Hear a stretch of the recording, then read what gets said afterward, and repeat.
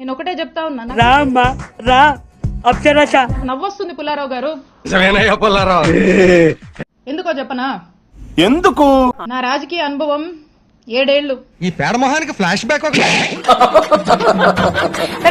నా 7 ఏళ్ల రాజకీయ అనుభవం ముందు మీ 25 ఏళ్ల రాజకీయం తల జించుకుంది. మాకు అక్రమ కేసులు కడతారా? అక్రమ కేసులు పెడతారా? భయపెట్టాలని చూస్తారా? లక్షణమైన కుటుంబాల్లో వెలిగే జ్యోతుల మధ్య ఎంత పెద్ద అఖండమైన జ్యోతుందా? నేను హెచ్చరిస్తున్నా, అత్యుత్సాహం చూపించేటువంటి ఆఫీసర్లని. నేను నీకెదురొచ్చినా నీకే రిస్క్, నువ్వు నాకెదురొచ్చినా నీకే రిస్క్. మరింత అత్యుత్సాహం చూపిస్తున్నటువంటి కొంతమంది టీడీపీ వాళ్ళని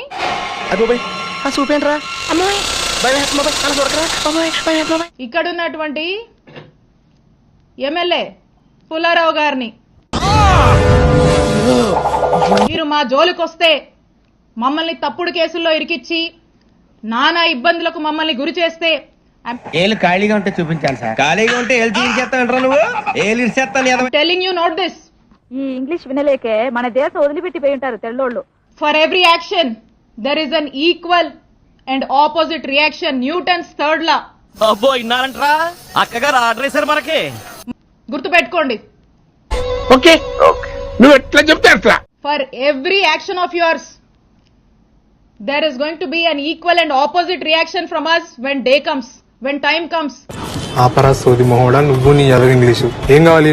మాకంటూ ఒక రోజు వస్తుంది. ప్రతి ఎదవకి ఓ రోజు వస్తుందని ఇవాళ నీ రోజు. వాళ్ళు వచ్చేయమంటే మాత్రం మా జగనన్న ప్రభుత్వం మళ్ళీ ఒక రోజు వస్తుంది. ఎందుకు అడుగు తింటాడికా? వస్తుంది, తేలుస్తాం మీ సంగతి. పొట్టకాయ వస్తుందండి, ఎన్ని మాట్లాడాలని నమ్మకన్నాను. మీరు నన్ను గాని, మా కుటుంబ సభ్యుల్ని గాని, మా నియోజకవర్గ ప్రజల్ని గాని, అండ్ ఎస్పెషలీ మా వైఎస్ఆర్ కాంగ్రెస్ పార్టీ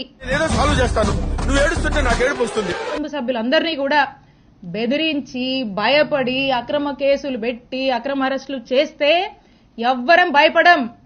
ఏందిరో వాల్యూమ్ పెంచినావు? పెంచగా నేను చూసి పోసేసుకుంటాను అనుకున్నావా? మీరు పెట్టిన ప్రతిసారి ఇంకా బలంగా ఎదుర్కొంటాం. వింటానికి విల్లింగ్ గా ఉంటే శ్రీకృష్ణుడు భగవద్గీతలో అర్జునుడికి ఇంత చెప్పాడు. ఇంకా బలంగా నిలబడతాం, ముందుకు వెళ్తాం. అలాగే బయలుదేరన్న మమ్మీకి ఆలస్యం అనుకుంటున్నారేమో ఇంకో 4 ఏళ్ళు కదా అంటే, వింటున్నాం లాలీలు చెప్తుంటే. ఇంకో 4 ఏళ్ళు కదా, హ్యాపీగా వీలైనంత అవకాశం ఉన్నంత వరకు కూసేగాడిది వచ్చి మేసేగాడిదని సెడదే సార్, అదే సెడగొట్టిందని దోపిడీ చేసి, ఇల్లీగల్ పనులన్నీ చేసి, నువ్వు ఇంతకు మించి దిగజారవన్న ప్రతిసారి యు ప్రూవ్ మీ రాంగ్. జోబులు నింపుకొని ఓ బ్యాగ్ నుండి సంపాదించుకొని రిటైర్ అయిపోదాం అనుకుంటున్నట్టున్నారు. మానవత్వం ఉందా? బుద్ధి ఉందా? బుర్ర ఉందా? ఇప్పటి నుంచి మొదలు పెట్టినా నేను ఇంకో 30 నుంచి 40 సంవత్సరాలు రాజకీయాలు ఇక్కడే చేస్తాను. ఏదో అనుకున్నాను కానండి, అమ్మో మామూలు విషయం కాదు, చాలా గొప్ప మీరు. గుర్తుపెట్టుకోండి, 30 నుంచి 40 సంవత్సరాలు ఆ దేవుడు చల్లగా చూస్తే. నీలాంటి యూజ్లెస్ ఫెలో తప్ప ఎవడు అలాంటి మాట. మీరెక్కడున్నా, ఏ ఊళ్ళో దాక్కున్నా మిమ్మల్ని లాక్కొచ్చేది ఖాయం. ఏం చేస్తావరా? చంపుతావా? నరుకుతావా? ఏం చేస్తావరా? వడ్డీతో సహా విత్ ఇంట్రెస్ట్ నీకు తిరిగిస్తాం. అంటే లంగమ్మ ఈయనను చూసుకొని, అధికారులను చూసుకొని అర్జెంటుగా కయ్యానికి కాలు దూకుందామని చెప్పి ఇప్పుడు కరెక్ట్ గా మాట్లాడుతున్నారు సారు. ఇదయ్యా మీ అసలు రూపం. మా వైఎస్ఆర్ కాంగ్రెస్ పార్టీకి సంబంధించినటువంటి యాక్టివిస్టులు, నాయకులు కావచ్చు, కార్యకర్తల మీద కావచ్చు, ఏదో కాలు దూకి ముందుకొచ్చి పిచ్చి పిచ్చి కట్టుకథలల్లి కేసులు పెడదాము, గొడవలు పెట్టుకుందామని ముందుకు దూకుతున్నారేమో. మీ ఎవ్వరిని మర్చిపోను. అందుకే చెప్తున్నా, ఆయనకి మీకు మీ ఎవ్వరిని వదిలిపెట్టం. డబ్బా రాయిళ్ళు అనుకుంటే మనకన్నా డబ్బా రాయిళ్ళు. మీ సంగతి తేలుస్తాం, తేల్చి రాజకీయం చేసుకుంటామని తెలియజేస్తున్నా. అంత సీన్ ఉందండి. And officers, I have lot of respect for all of you.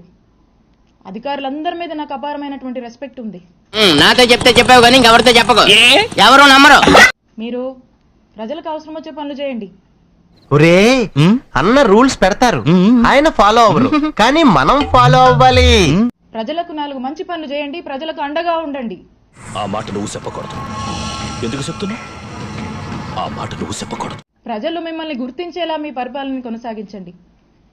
Okay, we will meet in the next class. చూడటం కాదండి, మీరు చెయ్యాలంతే.